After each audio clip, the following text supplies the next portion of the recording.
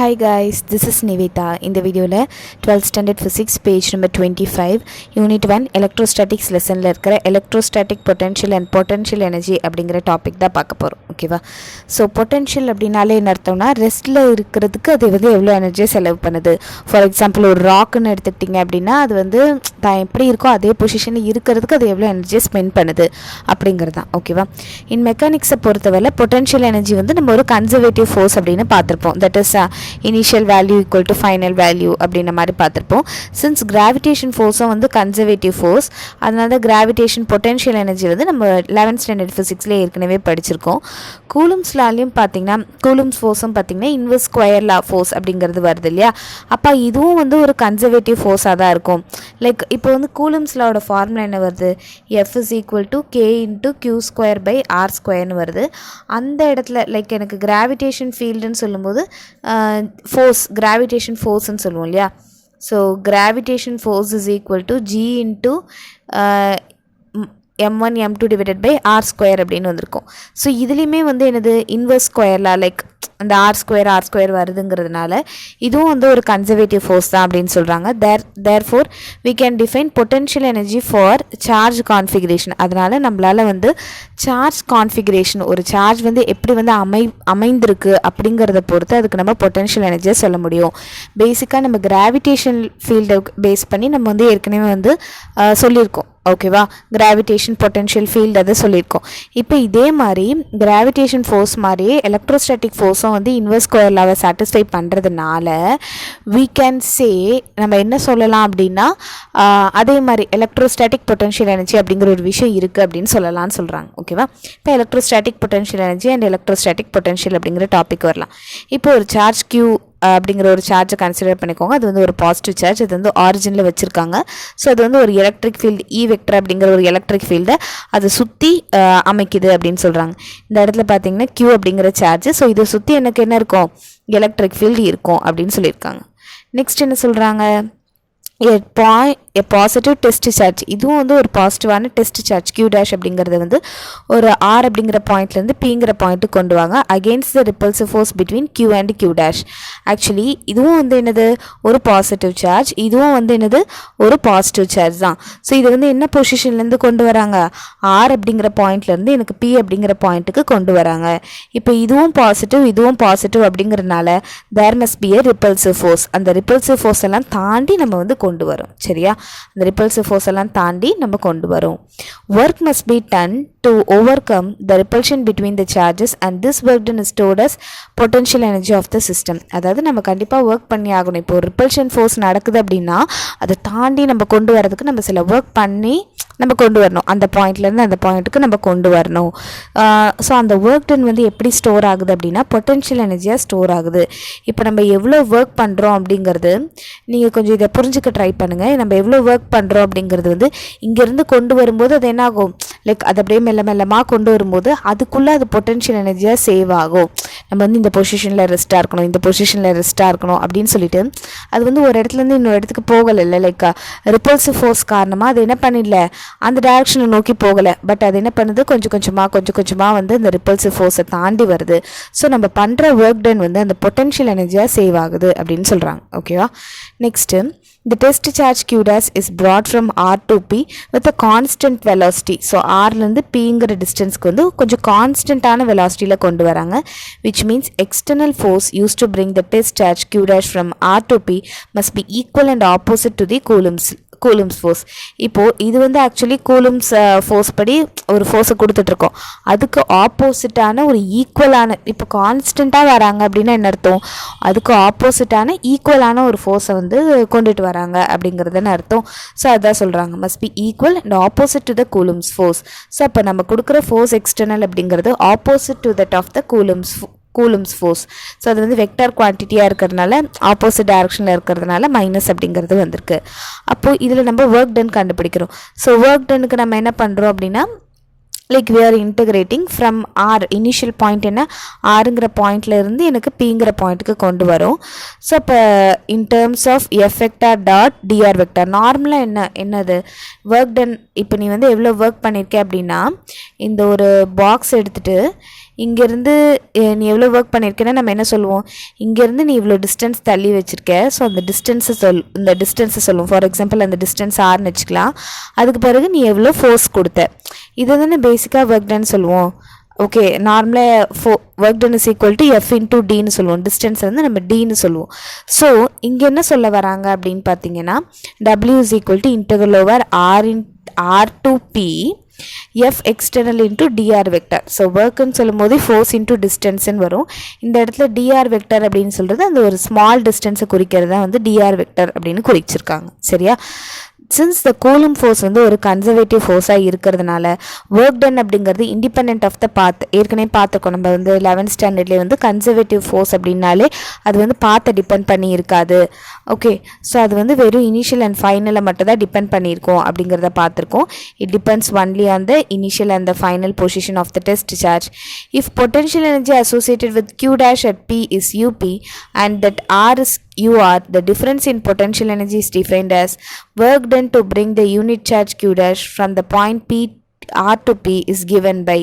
அதாவது இங்கே என்ன சொல்கிறாங்கன்னா, இந்த potential energy associated with Q dash, Q dashல இருக்கக்கூடிய அந்த ஒரு பொட்டன்ஷியல் எனர்ஜி அட் Pயில் இருக்கும்போது, ஓகே, Pயில் இருக்கும்போது அதோட பொட்டன்ஷியல் எனர்ஜி வந்து யூபி அப்படின்னு வச்சுக்கலாம். அது வந்து தாக்கு பிடிச்சிட்டு நிற்கிது இல்லையா, ஸோ அது வந்து அப்படியே விலகி ஓடாமல் நான் இங்கே தான் நிற்பேன் அப்படின்னு சொல்லிட்டு ரெஸ்ட்டில் அது தாக்கு பிடிச்சிட்டு நிற்கிது இல்லை, அப்போது அதுக்கு இருக்கிற ஒரு பொட்டன்ஷியல் எனர்ஜி யூபின்னு வச்சுக்கலாம். அண்ட் தட் ஆரில் இருக்கும்போது அதோட பொட்டன்ஷியல் எனர்ஜி யூஆர் அப்படின்னு வச்சுக்கலாம். சரியா? ஆரில் இருக்கும்போது அதுக்கிட்ட இருந்த ஒரு பொட்டன்ஷியல் எனர்ஜி வந்து யூஆர் அப்படின்னு வச்சுக்கலாம். ஸோ கண்டிப்பாக வந்து பொட்டன்ஷியல் எனர்ஜி வந்து இந்த இடத்துல தான் அதிகமாக இருக்கும். ஏன்னா அது ரிப்பல்சிவ் ஆகாமல் கொஞ்சம் கிட்ட வந்திருக்கு, அது வந்து ரொம்ப அதிகமாக ரிப்பல்சிவ் ஃபோர்ஸை கொடுக்கும். பட் ஆனால் அதை தாண்டி அது வந்து நிற்கிது. அப்போ கண்டிப்பாக யூபியில் தான் என்ன இருக்கும், அதிகமான ஒரு ஃபோர்ஸ் அதுக்கிட்ட இருக்கும். அப்போ த டிஃப்ரென்ஸ் இந்த பொட்டன்ஷியல் எனர்ஜியை வந்து எப்படி டிஃபைன் பண்ணுறாங்க அப்படின்னா, work done to bring the so அந்த potential energy difference that is UP minus UR எப்படி டிஃபைன் பண்ணுறாங்க, எவ்வளோ ஒர்க் பண்ணியிருக்கேன் to bring the unit charge Q dash அப்படிங்கிற சார்ஜை வந்து ஆர்லேருந்து பீக்கு நீ கொண்டு வரதுக்கு எவ்வளோ ஒர்க் பண்ணியிருக்கேன் அப்படிங்கிறதா வந்து டிஃப்ரென்ஸ் இன் பொட்டன்ஷியல் எனர்ஜி அப்படின்னு சொல்கிறாங்க. ஸோ அதை எப்படி சொல்லியிருக்காங்கன்னா, QP minus QR is equal to work done which is equal to del U அப்படின்னு வரும். ஓகே, அடுத்தது பார்த்தீங்கன்னா அப்போ டெல்யூவோட வேல்யூ என்னது? ஸோ இப்போ நம்ம என்ன எடுத்துருக்கோம் அப்படின்னு பார்த்தீங்கன்னா, இந்த ஒர்க் டன்னை தான் நம்ம வந்து டெல்யூ அப்படின்னு சொல்லிட்டு எடுத்திருக்கோம். அதனால் இங்கே ஒர்க் டனுக்கு பதிலாக நான் என்ன போடுறேன், del U is equal to integral over R to P F vector external into d r vector அப்படின்னு வரும். எனக்கு நார்மலாக என்ன தெரியும், F vector external is equal to minus F Coulomb vector அப்படின்னு நம்ம முன்னாடி தான் பார்த்தோம். கரெக்டாக ஆப்போசிட் டைரக்ஷனில் இருக்கும்னு சொல்லிட்டு, ஸோ அதனால் அதை எடுத்துக்கிறோம். பேசிக்காக எலக்ட்ரிக் ஃபீல்ட்லேருந்து எனக்கு ஒரு ஃபார்முலா தெரியும். என்னது? Electric field is the force experienced by the unit charge. okay, so அப்போ இதில் இருந்து நான் என்ன பண்ணுறேன்னா, இந்த Q dash அந்த சைடு கொண்டு போகிறேன். அப்போ Q dash into E vector is equal to F vector அப்படின்னு வருமா, அதை தான் இங்கே சப்ஸ்டியூட் பண்ணியிருக்காங்க. இந்த இடத்துல மைனஸை வந்து அப்படியே போட்டுட்டாங்க. இங்கே எஃபெக்டருக்கு பதிலாக Q dash into E vector அப்படின்னு போட்டுட்டாங்க. சரியா? ஸோ இப்போ நம்ம என்ன பண்ணலாம் அப்படின்னா, இந்த F எக்ஸ்டர்னல் இருக்குல்ல, அதுக்கு பதிலாக நான் இதை சப்ஸ்டிடியூட் பண்ணுறேன். அப்போ del U is equal to integral over P to R minus Q dash E vector dot dr vector அப்படின்னு வந்திருக்கும். இந்த இடத்துல Q dash அப்படிங்கிறது கான்ஸ்டன்ட்னால அதை வெளியில் கொண்டு வந்து இன்டகிரேட் பண்ண போகிறோம். அப்போ மைனஸ் E vector அப்படிங்கிறது மட்டும் உள்ளே இருக்கும். Minus E vector dot dr vectorங்கிறது மட்டும் உள்ளே இருக்கும். இந்த potential energy difference between per unit charge, இப்போ வந்து ஒரு யூனிட் சார்ஜுக்கு இடையில இருக்கிற அந்த ஒரு பொட்டன்ஷியல் எனர்ஜி டிஃப்ரென்ஸ்னு சொல்லும்போது நம்ம என்ன பண்ணுவோம் அப்படின்னா, இதுலேயும் டிவைடட் பை Q dash அப்படின்னு பண்ணியிருப்போம், இதையும் டிவைடட் பை Q dash அப்படின்னு பண்ணியிருப்போம். per யூனிட் சார்ஜ் தானே, அதனால் இந்த மாதிரி நம்ம டிவைட் பண்ணியிருப்போம். ஸோ அப்போ நெக்ஸ்ட் ஸ்டெப் எனக்கு என்ன ஆகும், இங்கே இருக்கிற Q டேஷும் இங்கே இருக்கிற Q டேஷும் கேன்சல் ஆச்சுன்னா வெறும் எனக்கு minus integral over r vector r to P E vector dot d r vector அப்படிங்கிறது மட்டும் வருமா. ஸோ நம்ம ஸ்டெப் பை ஸ்டெப்பாக பண்ணிகிட்டே வரும். முதல்ல பொட்டன்ஷியல் எனர்ஜினா என்னது, ஒர்க் டன்னு சொன்னோம். ஸோ அப்போ அந்த ஒர்க் டன்னோட ஃபார்முலாவை எடுத்துக்கிட்டோம். அதுக்கப்புறமேட்டு நம்ம external force is equal to coulomb force தானே. அப்போ கூலும் ஃபோர்ஸ்னால் நம்மளால் எலக்ட்ரிக் ஃபீல்டோட கம்பைன் பண்ண முடியல, அந்த மாதிரி கொண்டு வந்து கடைசியில் இந்த மாதிரி கொண்டு வந்திருக்கும். இந்த potential difference per unit charge is given by அப்படின்னு சொல்லிட்டு. Next the above equation is independent of Q dash. நீங்கள் வந்து இந்த மேலே இருக்கிற இந்த ஈக்குவேஷன் பார்த்தீங்கன்னா, இங்கே கீழே இருக்கிற ஈக்குவேஷனில் இங்கே வந்து Q dash இருக்குது, per unit charge is independent of the Q dash. அதில் வந்து உங்களுக்கு என்னவே இல்லை, q dash அப்படிங்கிற ஒன்றே இல்லை. the quantity del u by q dash is equal to minus integral over r to p e vector dot dr vector தான் வந்து electric potential difference between point p பிக்கும் ஆர்க்கும் இடையில இருக்கிற எலக்ட்ரிக் பொட்டன்ஷியல் டிஃப்ரென்ஸ் அப்படின்னு சொல்லுவோம்.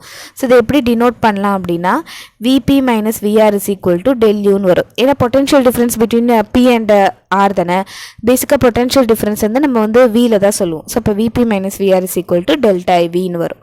இன்னும் அதர் வேர்ட்ஸில் சொல்லணும்னா அந்த எலக்ட்ரிக் பொட்டன்ஷியல் டிஃப்ரென்ஸை எப்படியும் டிஃபைன் பண்ணுறாங்கன்னா இது வந்து ஒரு 3 மார்க் அல்லது 2 மார்க்கில் கேட்பாங்க.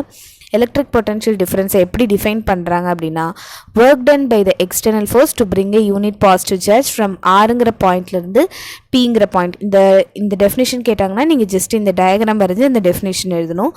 லைக் அந்த பொட்டன்ஷியல் டிஃப்ரென்ஸுங்கிறது என்னது, எவ்வளோ ஒர்க் டன் பண்ணியிருக்கேன், ஆர்லேருந்து பீக்கு கொண்டு வரதுக்கு நான் எவ்வளோ ஒர்க் டன் பண்ணியிருக்கேன் அப்படிங்கிறத எலக்ட்ரிக் பொட்டன்ஷியல் டிஃப்ரென்ஸ் அப்படின்னு சொல்கிறது. ஸோ எலக்ட்ரிக் பொட்டன்ஷியல் டிஃப்ரென்ஸை பேசிக்காக நம்ம எப்படி சொல்லுவோம், விபி மைனஸ் விஆர்னு சொல்லுவோம், which is equal to delta வின்னு வரும், equal to integral over r to p e vector dot minus e vector dot dr vector அப்படின்னு வரும். லைக் நம்ம வந்து கொஞ்சம் கொஞ்சமாக சேஞ்ச் பண்ணிகிட்டே இருக்கோம். முதல்ல வந்து நம்ம இப்படி தானே சொன்னோம், முதல்ல நம்ம என்ன சொன்னோம்னா அதை ஒர்க் டன்னு சொன்னோம். அதுக்கு பிறகு அதை எப்படி சொன்னோம், work done is equal to delta யூன்னு சொன்னோம். அதுக்கப்புறம் delta U by Q dash அப்படின்றத கண்டுபிடிச்சோம். இப்போ என்ன கண்டுபிடிச்சிருக்கோன்னா இந்த மாதிரியான ஒரு இது like difference in potential energy, potential difference அப்படின்னு சொல்லும்போது இந்த மாதிரி கூட வரும். இப்போ the electric potential energy difference can be written as, so electric potential energyனாலே நம்ம del u அப்படின்ற மாதிரி தானே எழுதுவோம். ஸோ இப்போ எலக்ட்ரிக் பொட்டன்ஷியல் எனர்ஜின்னு சொல்லும்போது del u is equal to q dash into del v அப்படிங்கிறது வரும். ஓகே, ஸோ இந்த இடத்துல பார்த்தீங்கன்னா என்ன சொல்ல வராங்க அப்படின்னு பார்த்தீங்கன்னா இப்போது இந்த வேல்யூ தானே ஈக்குவல் டு டெல் வியும். ஸோ அப்போ இதே வேல்யூஸ் தானே இங்கேயும் இருக்குது. அப்போ del U by Q dash is equal to del வின்னு நம்ம எழுதலாம்ல, அதை தான் இங்கே எழுதியிருக்காங்க. இங்கே பாருங்கள், del u by q dash is equal to del v. இந்த இடத்துல q dash இங்கே வந்ததுன்னா del u is equal to q dash into del v அப்படின்றது வரும். Okay, physically potential difference between 2 points is meaningful quantity. பேசிக்காக 2 பாயிண்ட்ஸ்க்கு இடையில இருக்கிற potential difference அப்படின்னு சொல்லும்போது அது ஒரு மீனிங்ஃபுல்லான quantity. The value of the potential itself, இப்போ வந்து பொட்டன்ஷியல் அப்படின்னு சொல்லும்போது அது வந்து ஒரு பாயிண்ட்டை மட்டும் டிபெண்ட் பண்ணியிருக்கு அப்படின்னு சொன்னால் அது வந்து மீனிங்லெஸ். ஓகேவா? ஸோ அதனால் நான் என்ன எடுத்துக்கிறேன் அப்படின்னா எனக்கு ஆரை வந்து இன்ஃபினிட்டி வரைக்கும்னு எடுத்துக்கிறேன். அப்போ த பொட்டன்ஷியல் அட் இன்ஃபினிட்டி வந்து ஜீரோன்னு கன்சிடர் பண்ணுவாங்க.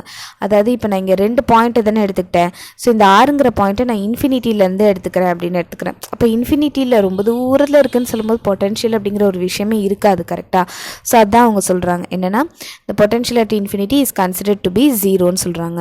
இப்போ இதில் என்ன டெஃபினிஷன் கொடுத்துருக்காங்க, the electric potential at a point B.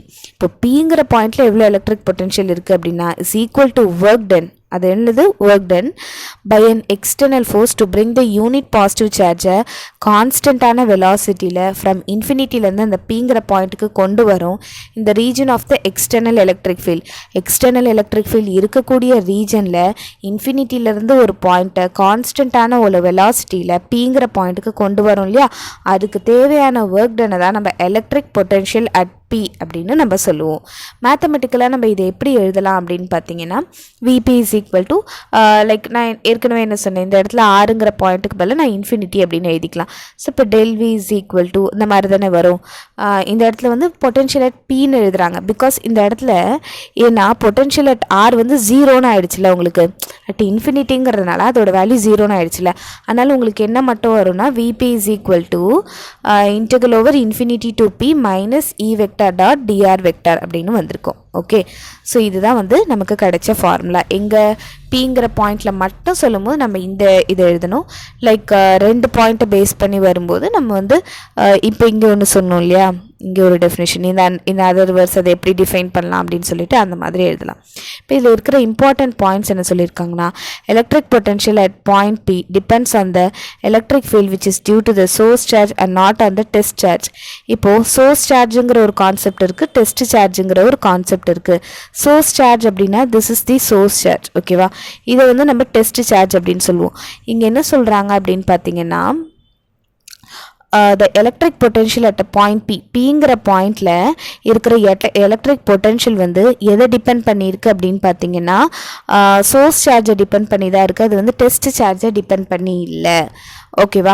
So உங்களுக்கு வந்து அந்த பாயிண்ட் பிங்கிற பாயிண்டில், அதாவது நம்ம என்ன பார்த்தோம், இங்கே வந்து கியூங்கிற பாயிண்ட் இருக்குது, இங்கே வந்து கியூ டேஷ் அப்படிங்கிறது இருக்குது, இங்கே வந்து பிங்கிறதுன்னு பார்த்தோம்.